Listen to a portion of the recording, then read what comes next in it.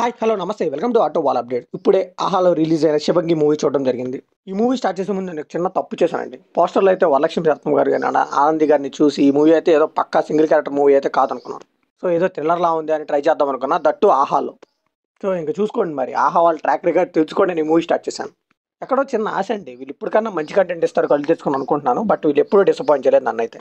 ఇంక ఈ movie run time వచ్చేసి 2 hours 5 minutes అండి. మనకు అది చూసేసరికి 3 hours 4 hours మూవీ చూసినట్టు అనిపిస్తుంది. ఎందుకంటే ఈ మూవీలో ఓన్లీ సింగిల్ క్యారెక్టరే ఉంటుంది.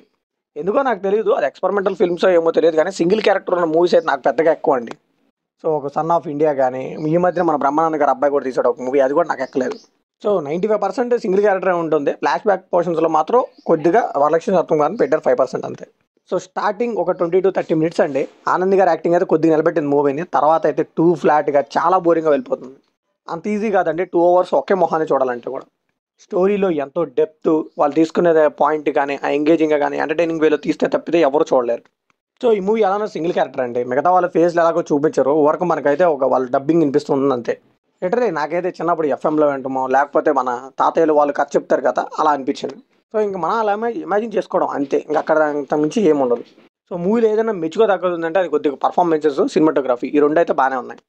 ఈ మూవీ ఫ్యామిలీతో చూడొచ్చు అంటే సెకండ్ హాఫ్లో కొద్దిగా ఇబ్బంది పెట్టే సీన్స్ ఉంటాయండి, అపార్ట్ ఫ్రమ్ దట్ చూడొచ్చు.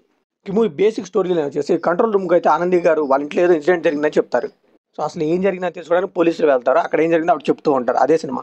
సో అక్కడ నుంచి అయితే కొద్దిగా పోలీసులు ఎంటర్ అయ్యారు కదా, ఇన్వెస్టిగేషన్ తెల్లారలా మారుతుందేమో అనుకున్నాను, అదేమీ లేదు. అన్నెసరీగా ఓవర్ ద టాప్ సీన్స్ పెట్టేసి పేరెంట్స్ అంతా ఫ్లడ్స్లో ఇరుక్కున్నట్టు, ఎక్స్ప్రాండ్ వచ్చి కాపాడుతున్నట్టు, వాళ్ళకి నచ్చినట్టు తీసుకుంటూ వెళ్ళిపోయారండి. ఫైనల్గా ఈ మూవీకి మనం ఇచ్చే బట్టికి అంటే కొద్దిగా పర్ఫార్మెన్సెస్, కొద్దిగా మ్యూజిక్ కూడా పర్లేదు, సినిమాటోగ్రఫీ బాగుంది.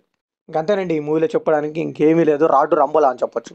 చెప్పాను కదా, ఆహా మనల్ని ఎప్పుడూ డిసప్పాయింట్ చేయదు, ఏరు కోరి మరి రాడ్లే తీసుకొచ్చి మనకి ఇస్తూ ఉంటుంది. ఇంక వీళ్ళు ఎప్పుడు మారుతారో వాళ్ళకే తెలియాలి ఇంకా. సో ఇది కంప్లీట్లీ నా ఒపీనియన్ మాత్రమే. మరి ఈ మూవీ మీకు ఎలా అనిపించిందో కామెంట్లో షేర్ చేసుకోండి, లైక్ చేయండి, షేర్ చేయండి, వెళ్ళే ముందు సబ్స్క్రైబ్ చేసుకోండి.